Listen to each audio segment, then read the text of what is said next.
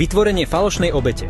Každá antikultová organizácia deklaruje svoje ciele ako ochrana rodín, detí a pomoc obetiam.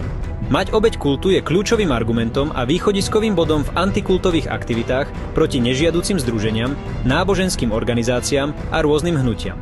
Ochrana obetí je oficiálnym dôvodom existencie antikultových organizácií v právnej sfére, ktoré verejne ospravedlňujú svoje údajne ušľachtilé úmysly. Tento druh fasády slúži ako zásterka a ospravedlnenie ich nezákonných a neľudských metód.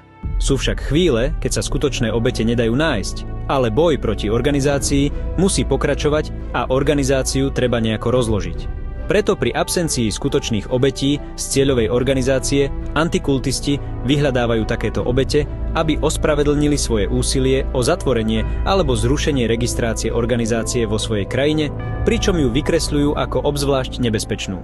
Tieto obete, ktoré našli alebo vytvorili, slúžia ako